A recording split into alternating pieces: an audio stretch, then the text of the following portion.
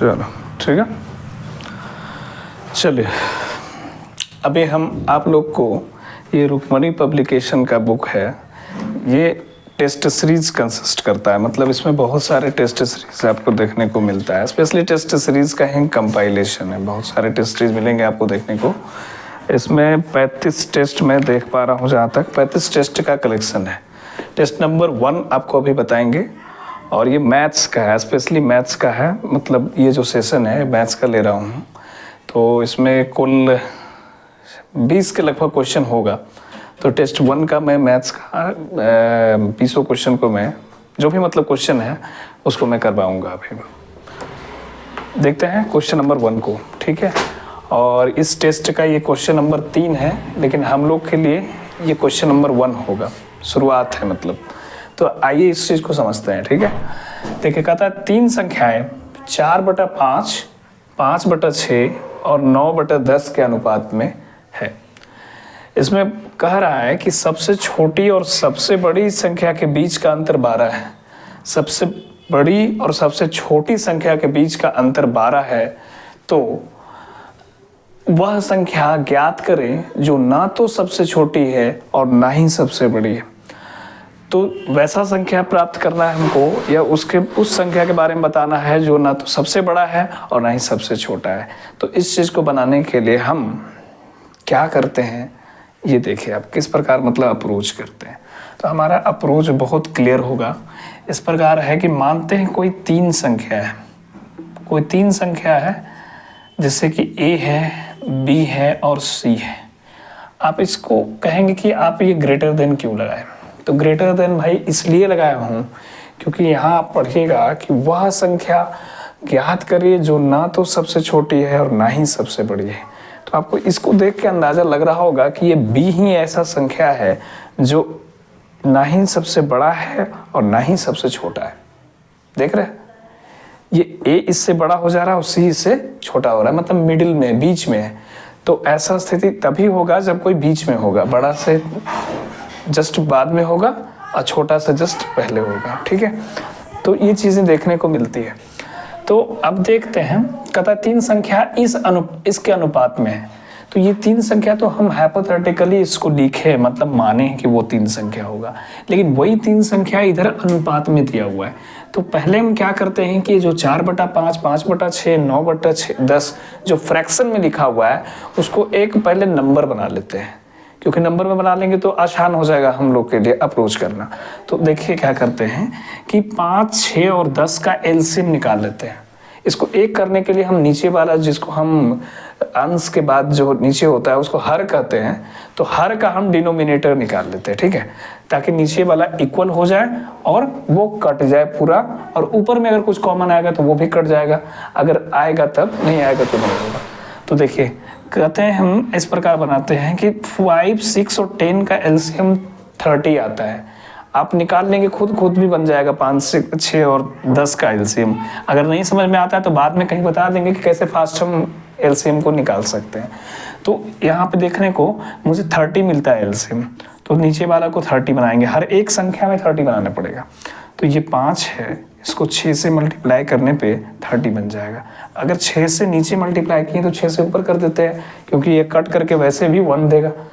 तो हम इसको सिर्फ 30 करने के लिए उसको भी 6 से मल्टीप्लाई करेंगे। तो दूसरा संख्या ये है, इसको अगर हम 30 करें 6 को तो 5 से मल्टीप्लाई करना पड़ेगा, तो इधर भी 5 से कर देंगे।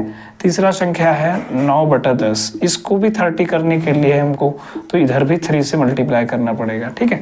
अब ये देखेंगे कि रेशियो में अगर ये जो नीचे वाला इक्वल होगा तो नीचे वाला कट जाएगा पूरा, या तो ऊपर भी अगर कोई इक्वल रहेगा संख्या, या तो कुछ कॉमन आते रहेंगे तो वो कट के निकल जाते हैं। चूंकि यहाँ पे इसको कैलकुलेट करने पे हमें कुछ कॉमन मिलता नहीं है, तो ये कुछ कटने वाला है नहीं, क्योंकि 24, 25 और 27 में कोई भी कॉमन नंबर नहीं है, इसलिए अब ये यहीं तक रहेगा। अब देखिए मैं बताता हूँ, ये क्या कहा कि वैसा नंबर B को खोजिए। यहाँ पे क्या ये B बन सकता है? 25 से कोई बड़ा है ऑब्वियसली है। 25 से कोई छोटा है। इसका मतलब है कि यही B होगा और ये A होगा और ये C होगा, ठीक है। इस चीज़ को समझिएगा। अब देखिए, चूंकि ये रेशियो में है, मतलब अनुपात में है, इसका मतलब है कि कुछ कॉमन जो आया होगा वो कट चुका होगा। तो अगर जो कॉमन आया होगा तो सब में कॉमन होगा। तो मैं मान के चलता हूँ कि इस इक्वेशन यहाँ पे एक बनेगा, सबसे छोटी और सबसे बड़ी संख्या के बीच का अंतर 12 दिया हुआ है, आपको याद होगा, पढ़े होंगे पहले। तो भाई अगर कोई सबसे बड़ी और सबसे छोटी के बीच में 12 अंतर बता रहा है, तो यहाँ पर इसको बना सकते हैं ना, इससे भी तो हेल्प ले सकते हैं कि ए अगर ये 27 है और ये छोटा वाला सबसे 24 है, तो 27 अगर मानते हैं कि के अनुपात में होगा, मतलब के टाइम्स होगा, क्योंकि रेशियो में तो कटा होगा कुछ कॉमन, तो ये वाला 24 के होगा और वही 12 के बराबर है। तो 27 से 24 जाएगा तो ये 3k हो जाएगा और ये 12 के बराबर हो जाएगा। तो k = 4 हो जाएगा। यहाँ पे ये कटेगा ना 4 टाइम्स, 4 बार कट जाता है तो k = 4 आ जाता है। अब जो पूछेगा आपको नंबर बता देंगे। तो यहाँ पे बोला है ना कि वह संख्या बताइए जो ना तो सबसे छोटा है और ना सबसे बड़ा है। तो यही संख्या b जो है वो सबसे छोटा भी नहीं है और सबसे बड़ा भी नहीं है।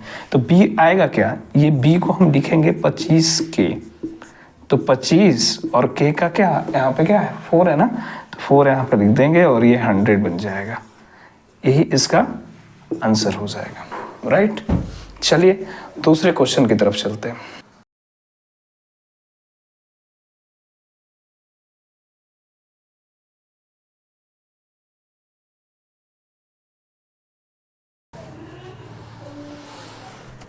चलिए ये क्वेश्चन देखिए, एक क्वेश्चन नंबर दूसरा है टेस्ट नंबर 1 का, और यहाँ पर का भी ये मतलब कि टेस्ट का चौथा क्वेश्चन है, सॉरी, और यहाँ पर का ये दूसरा नंबर है क्वेश्चन।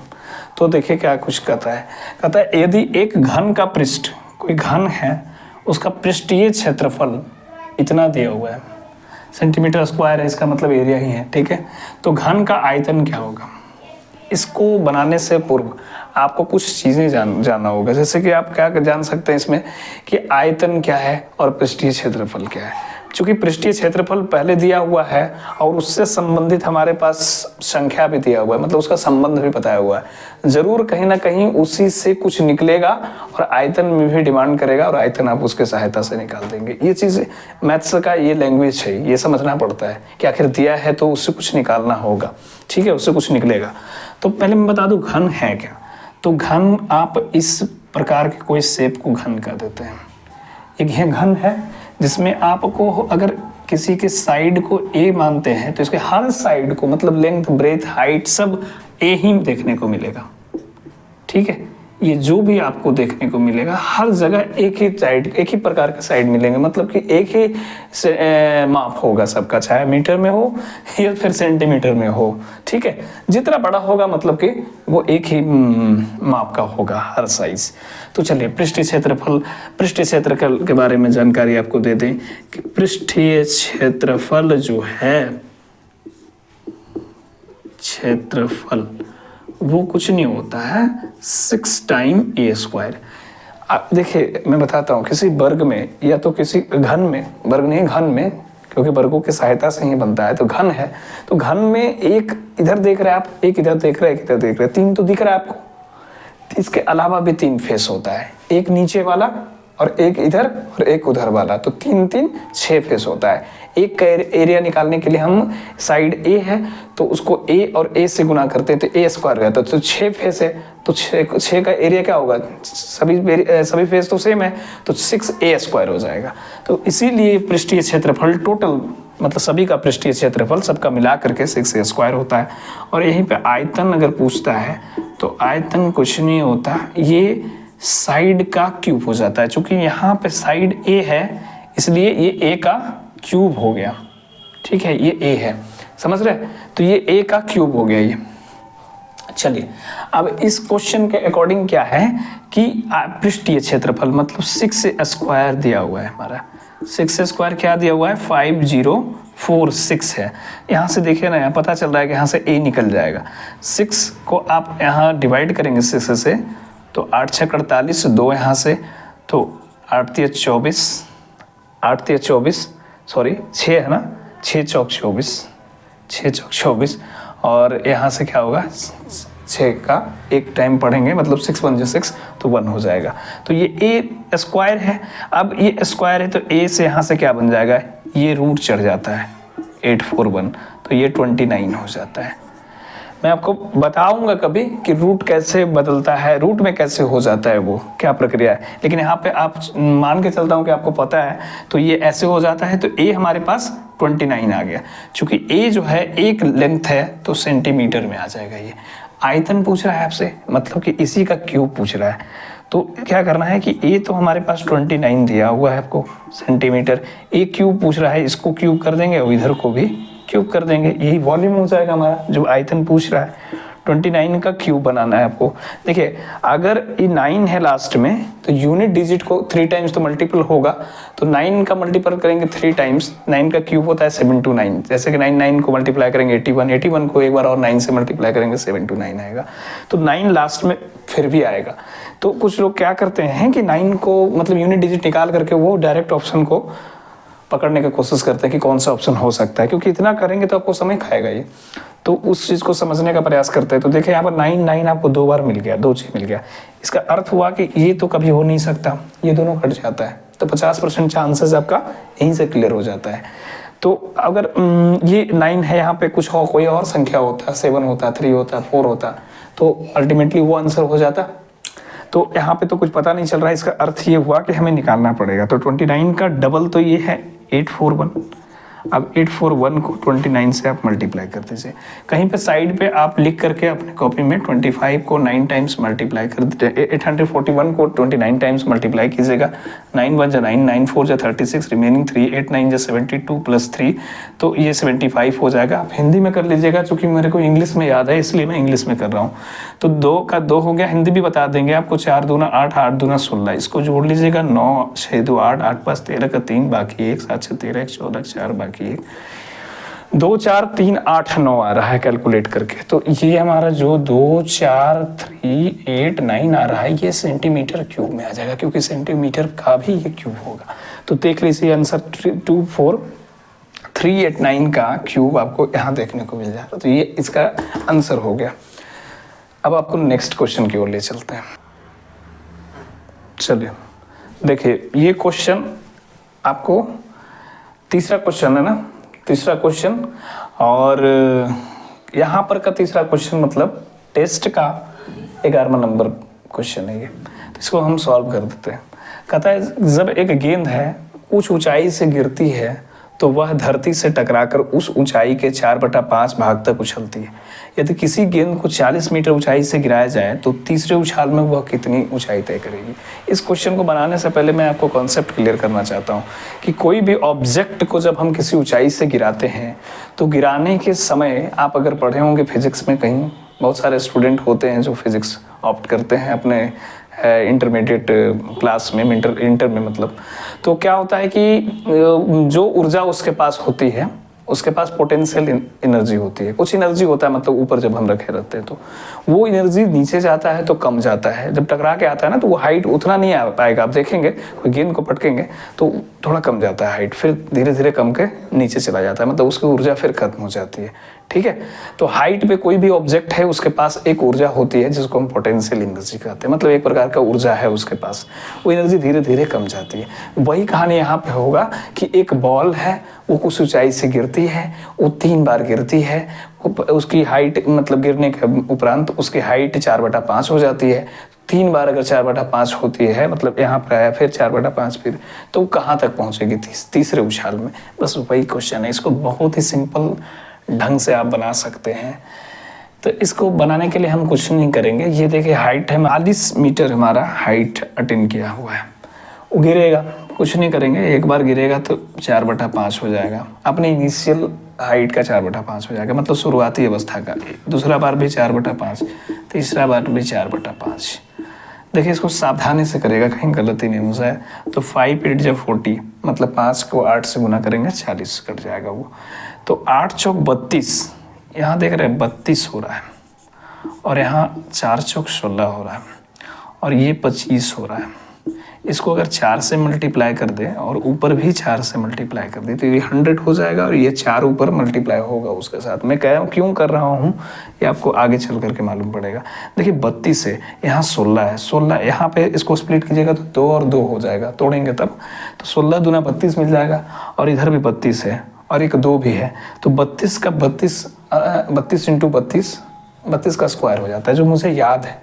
तो मुझे याद है तो 32 का स्क्वायर जो होता है 1024 हो जाता है, मतलब कि 1024 होता है। और चूंकि इसको दो में टूटा था तो 1024 को भी 2 बार गुना कर दीजिएगा तो 1024 मतलब कि 2048 हो जाएगा, 2048 हो जाएगा।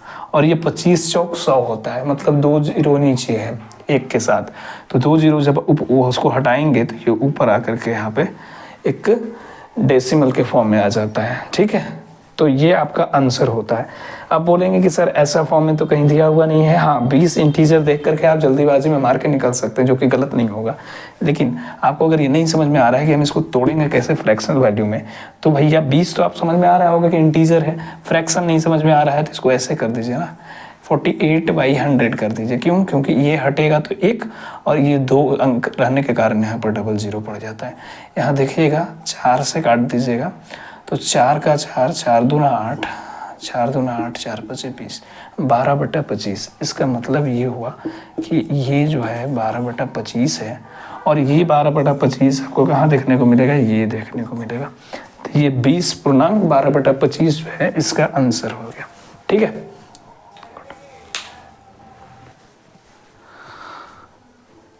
चौथा। हाँ, चौथा। एक क्वेश्चन चौथा बता रहे हैं, हालांकि टेस्ट का एक क्वेश्चन नंबर 12 के रूप में आपको देखने को मिलेगा। ठीक है, चलिए तो बताते हैं इसको। कहता है कि एक व्यापारी अपने माल पर इतना मूल्य अंकित करता है कि 10% छूट देने के बाद उसे 15% का लाभ होता है। ठीक है, यदि किसी वस्तु की लागत उसे 720 रुपये पड़ती है तो उसका अंकित मूल्य क्या होगा? देखिए मैं बताता हूँ, एक फार्मूला है CP/MP, मतलब कि क्रय मूल्य और ये अंकित मूल्य के बीच में एक रिलेशन है, उसको आपको याद रखना होता है कि 100 माइनस ये जो देख रहा है आप छूट जो देते हैं उसको यहाँ पे माइनस कर लेंगे और ये 100 जो है 15% का लाभ हो रहा है, इसको आप यहाँ पे प्लस कर लेंगे। ठीक है, तो इस प्रकार ये आंसर बनाएगा। आंसर का फॉर्मेशन देखिए कैसे होगा कि 90 बनेगा और यहाँ से 115 होगा। अभी थोड़ा देर पहले पढ़े ना कि अंकित मूल्य जो है वो क्या होगा? 720 रुपया अगर लागत पड़ता है। लागत का मतलब समझते हैं आप? 720 रुपये यही है, ये देख रहे हैं 9 8 72, 8 टाइम्स है। इसको भी आप गुना कर दीजिए 8 बार, तो ये 8 से गुना करेंगे तो 120 और 800 920 हो जाएगा। यही इसका आंसर हो जाएगा। ठीक है, बस। ठीक है, अगला क्वेश्चन करेंगे और ये 920 जो है वो यहाँ आपको देखने को मिलेगा, ये ऑप्शन नंबर 1। ठीक है, चलिए क्वेश्चन नंबर कितना हो गया? 4 या 5? 4। ये चौथा क्वेश्चन बता रहे हैं आपको, 5वां क्वेश्चन।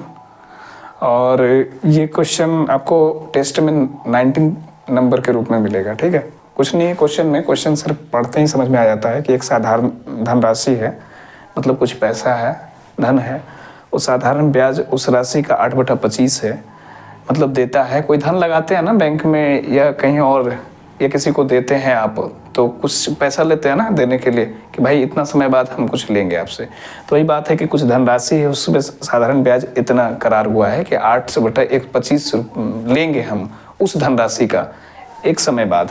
यदि वर्षों की संख्या प्रति वर्ष दर की प्रतिशतता से आधी है, मतलब वर्ष अगर 2 है, ठीक है, तो आप कह सकते हैं कि वर्ष अगर 2 है, वर्षों की संख्या प्रति वर्ष दर की प्रतिशत से आधी है, तो दर जो है हमारा 4 होगा। समझ रहे आप? मतलब कि दर जो है वो क्या है? ज्यादा है और उसका आधा क्या है? समय है।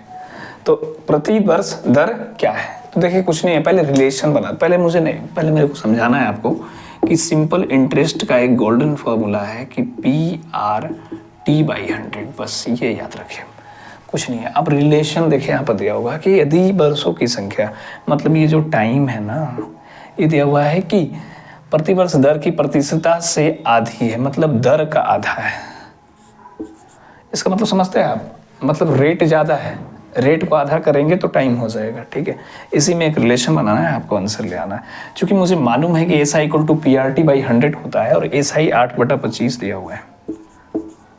ये धनराशि का है, उस धनराशि का 8/25 गुना, तो P तो यहाँ पे एज इट इज रहेगा। और चूंकि यहाँ पे पूछ रहा है दर क्या होगा, तो R तो आएगा ही आएगा, लेकिन टाइम यहाँ पे नहीं पूछ रहा है, तो टाइम को दर के रूप में लिखेंगे और टाइम को हटा देंगे, तो टाइम की जगह पे R/2 लिख देंगे, R/2।